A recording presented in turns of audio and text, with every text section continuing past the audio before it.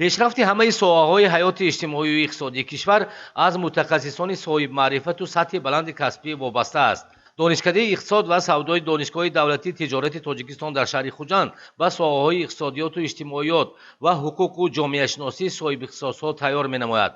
дар соли таҳсили 2020-2021 донишкадаро 828 нафар дар 20 ихтисоси иқтисодиёт, ҷомеашиносӣ ва ҳуқуқ дар таҳсили рӯзонавию фосилавӣ хатм намуданд.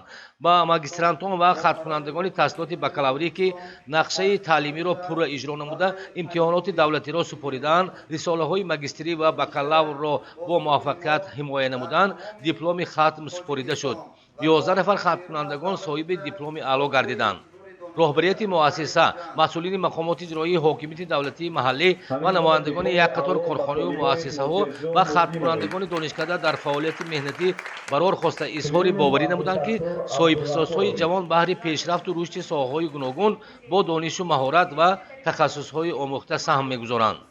боиси ифтихор аст ки имрӯз донишкада баҳри тайёр намудани мутахассисони соҳибқасб, мутахассисони дорои одоби баланди муошират, мутахассисоне ки дар бозори ҷаҳонии меҳнат рақобатпазиранд аҳамияти махсус медиҳад ва имрӯз тамоми кӯшишҳои донишкада ба он равона шудааст ки хатмкунандагони донишкадаи мо дар тамоми мақомотҳои давлатӣ, дар бонкҳо, дар самтҳои гуногуни хоҷагии халқ мақоми худро ёбанд ва баҳри пешрафти соҳаҳои иҷтимоиву иқтисодии тоҷикистони азизамон саҳми арзандии худро гузоранд.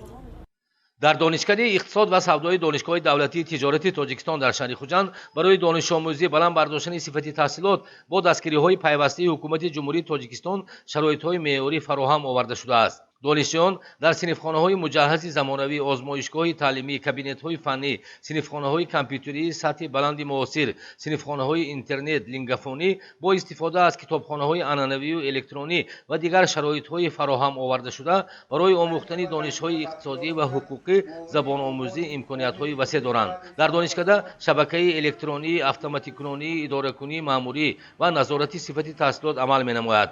ҳамаи ин шароиту усулҳои замонавӣ омили тайёр кардани соҳибихтисосҳои замони муосир мебошанд. давлату ҳукумат ба мо шароит муҳайё намудааст то мо аз илмҳои замона бархурдор бошем, дар соҳаҳои гуногуни хоҷагии халқ хизмат намуда барои пешрафти тоҷикистони соҳиби истиқлол мо саҳмгузор бошем. донишкада бо зиёда аз 220 корхонаи муассиса, бонкҳо, ширкатҳо, мақомоти идораии давлатӣ, мақомоти ҳифзи ҳуқуқ ва дигар субъектҳо дар тайёр кардани соҳибихтисосҳо ҳамкории қавӣ дорад. қисме аз хатмкунандагон дар асоси шартнома ва дархости корфармоён соҳиби ҷойи кор шудаанд. мо ба мутахассисони баландихтисос ниёзманд ҳастем. огоҳ ҳастем ки дар донишкадаи мазкур мутахассисони муосир ва соҳибмаълумотро тайёр мекунанд, махсусан аз рӯи ихтисосҳои кори бонкӣ, молия ва қарз, ки ба он бонк ва умуман муассисаҳои молиявӣ талаботи бештар доранд. мо дар ҷараёни ҳамкорӣ онҳоро шинохта гирифта ба кор ҷалб менамоем. донишкада бо зиёда аз 60 донишгоҳу донишкадаҳои давлатҳои ҷаҳон ҳамкории илмию таълимӣ дорад ва ин ба тайёр кардани соҳибихтисосҳои сатҳи стандарти ҷаҳонӣ ва рақобатпазир имконият медиҳад.